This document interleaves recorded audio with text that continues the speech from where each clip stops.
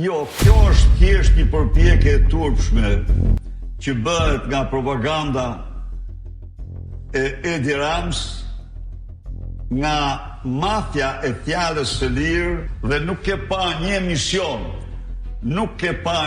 emision të organizojnë këta mafios të egër të fjalës së lirë. Nga foltoret e Live, Sali Berisha ka marrë sërish përsipër të bëjë gjykatësin e moralit mediatik në Shqipëri. Ai u lëshua me gjuhë të shthurur ndaj një televizioni kombëtar dhe pronares së tij, duke etiketuar si mafia e fjalës së lirë dhe duke folur për miliona të grabitura mediatike me ramën që përdoren për mashtrim. Në veshët e një publiku që nuk vuan nga amnezia kolektive, ky fjalor nuk prodhon më habi. Ndoshta thjesht një buzëqeshje të hidhur ironie.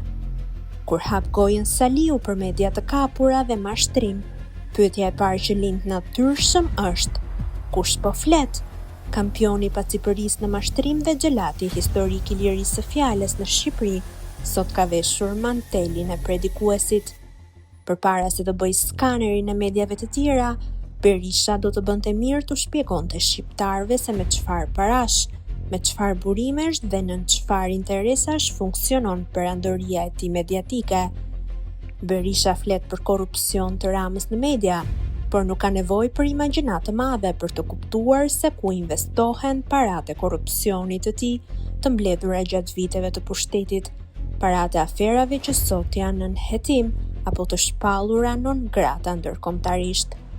Me to është ngritur një infrastrukturë e pastër e mashtrimit mediatik, një fabrikë sulmesh të përditshme, e mishëruar në një platformë që funksionon si mburoj familjare dhe politike. Ky është syri që nuk e sheh traunt e vetja. Ta akuzosh të tjerët për mashtrim ndërsa menaxhon vetë një makineri të tillë të propagandës dhe fabrikimit mediatik me standard militant kafeneje, është kulmi i cinizmit politik. Nëse ka një politikan në historinë post-komuniste të Shqipërisë që nuk ka asnjë të drejtë morale të shqiptojë fjalën media, ai është Sali Berisha. Memoria e gazetarisë shqiptare mban ende shenjat e dhunës së pushtetit të tij. Rikujtesa historike është një detyrim. E ka nisur dhunën që në vitet 90, kur gazetarët rriheshin rrugëve nga shiku famkeq, vetëm pse guxonin të shkruanin kundër regjimit autokratit të ri. Djegja e një redaksie gazete në 1997 është një ngjarje pa precedent në Europën lindore. Jo vetëm redaksia e gazetës më të madhe të kohës u doq dhe u shkrumbua, por një gazetar i ndodhur brenda u linçua me pasoja të përjetshme. Dhjetra të tjerë në vite janë përndjekur, kërcënuar dhe rrahur.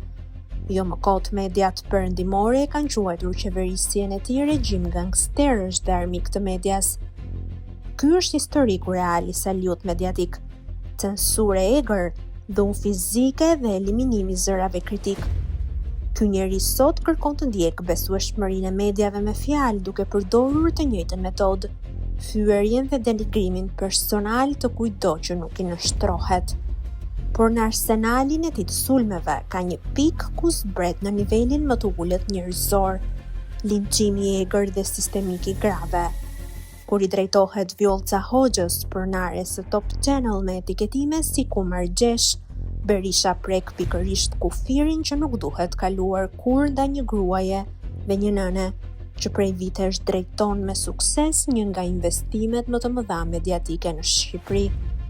Një sipërmarrëse në vorbullën e egër të biznesit dhe jetës publike në Shqipëri mund të përballet me kritika apo dritje, por të sulmohet me një fjalor të tillë fyes dhe rrugaqëror është thjesht dëshmi e një dëshpërimi biologjik dhe politik.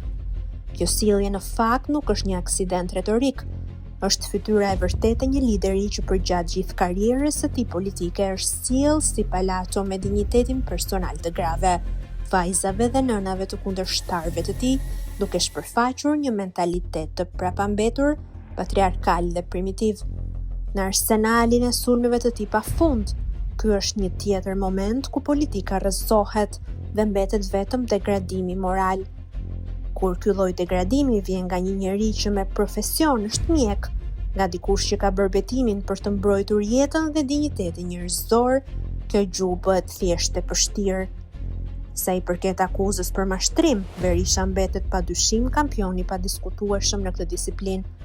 Një lider politik që ka ndërtuar karrierën e tij mbi gënjeshtrën nuk mund të jetë kurrë etaloni së vërtetës. Mbi të gjitha, ky që akuzon sot pronarët e mediave se bëjnë korrupsion me Edi Ramën, harron se është vetë bashkëpunëtori dhe përfituesi kryesor i kësaj makinerie pushteti. Ky është teatri mafi hipokrizisë shqiptare.